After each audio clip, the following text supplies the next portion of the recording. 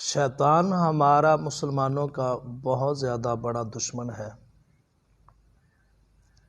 جس سے بچنے کے لیے اللہ کے نبی صلی اللہ علیہ وآلہ وسلم نے ہمیں بہت زیادہ آگاہی فرمائی ہے۔ کہتے ہیں کہ ایک مرتبہ شیطان جو تھا وہ کسی نبی غالباً حضرت نوح علیہ السلام سے ملتا ہے۔ حضرت نوح علیہ السلام نے شیطان کو پکڑ لیا تو شیطان کہنے لگا کہ مجھے چھوڑ دو۔ حضرت نوح علیہ السلام کہتے کہ نہیں، تم کو میں نہیں چھوڑوں گا۔ شیطان کہنے لگا حضرت نوح علیہ السلام مجھے چھوڑ دو، میں تم کو 5 گناہوں میں سے 3 ایسے گناہ بتاتا ہوں جو خطرناک ہیں، جس سے زیادہ میں لوگوں کو گمراہ کرتا ہوں اور انسان کو برباد کرنے والے ہیں۔ 5 گناہوں میں سے میں تم کو 3 گناہ بتا دیتا ہوں اور تم مجھے چھوڑ دے۔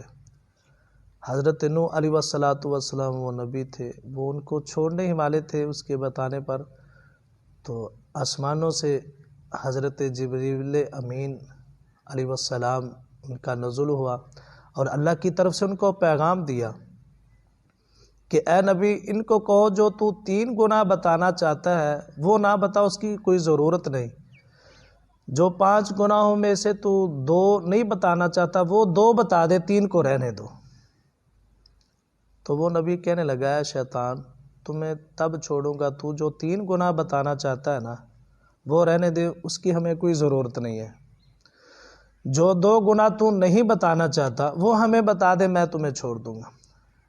شیطان نے کافی مرتبہ اصرار کیا کہ رہنے دو، مجھے چھوڑ دو، میں 3 بتا دیتا ہوں، 2 نہیں بتاتا۔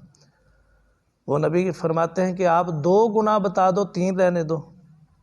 کافی بحث مباحثے کے بعد شیطان نے بتایا کہ جو 2 گناہ میں نہیں بتانا چاہتا تھا ان میں سے پہلا گناہ یہ ہے، وہ حسد ہے۔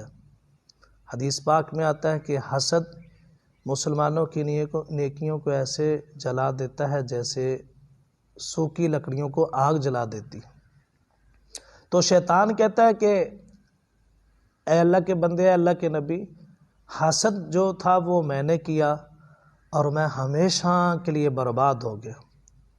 شیطان کا جو گناہ ہے وہ حسد کا ہے، اور شیطان کا گناہ آج بھی ہمارے مسلمانوں میں موجود ہے، جو انسان حسد کرتے ہیں۔ تو حسد انسان کرتا ہے تو ان کی نیکیاں برباد ہوتی ہیں۔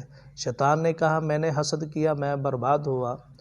وہ میرا حسد یہ تھا کہ حضرت آدم علیہ السلام کو میں نے حسد کی بنا پر سجدہ نہیں کیا تھا کہ وہ مٹی کا میں آگ کا، یہ میں اس کو سجدہ نہیں کروں گا۔ تو لہٰذا شیطان برباد ہوا حسد کے گناہ سے۔ تو شیطان کہتا ہے دوسرا گناہ جو وہ حرص ہے، حرص انسان کو برباد کر دیتی ہے۔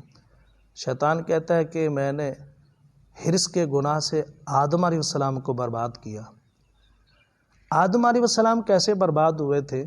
جنت میں رہنے لگے تو شیطان نے اس کے دل میں، ذہن میں حرص کو ڈال دیا، اور حرص کی بنا پر ہی تو حضرت آدم علیہ السلام نے وہ جنت کا پھل اور دانہ کھا لیا تھا۔ تو کیسے برباد ہوئے کہ جنت سے اتنی بڑی نعمت سے باہر نکل گئے۔ تو شیطان کہتا ہے یہ 2 گناہ ایسے ہیں جس سے انسان برباد ہو جاتا ہے۔ پہلا گناہ حسد ہے اور دوسرا گناہ حرص ہے۔ حسد کے گناہ سے شیطان برباد ہوا اور حرص کے گناہ سے آدم علیہ السلام انسان برباد ہوا۔